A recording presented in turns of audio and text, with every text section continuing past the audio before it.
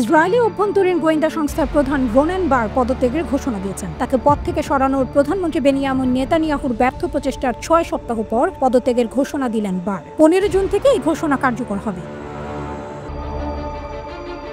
সন্ত্রাসবাদের দমনের জন্য দায়িত্বপ্রাপ্ত ইসরায়েলের অভ্যন্তরীণ গোয়েন্দা সংস্থা শিন বেট সংস্থাটির শীর্ষ কর্মকর্তা রোনেন বারের সঙ্গে নেতানিয়াহুর ডানপন্থী জোট সদস্যদের দীর্ঘদিন থেকেই টানাপোড়েন চলছিল। সোমবার এক বিবৃতিতে রোনেন বলেন, আমি আমার 35 বছরের চাকরি জীবনের ইতি টানছি। আগামী 15 জুন আমি পদত্যাগ করার সিদ্ধান্ত নিয়েছি। এই সময়সীমার মধ্যে একজন যোগ্য ও পেশাদার উত্তরসূরিকে বেছে নেওয়া হবে এবং তার হাতে দায়িত্ব অর্পণ করা হবে।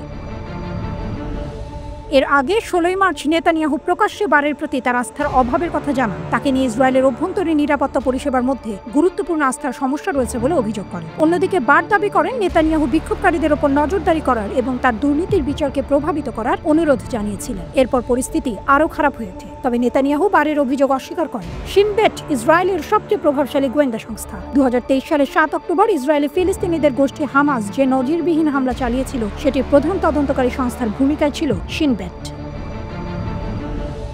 আসসালামু আলাইকুম। প্রজন্ম টেলিভিশনকে আমার পক্ষ থেকে আন্তরিক শুভেচ্ছা, অভিনন্দন এবং ভালোবাসা।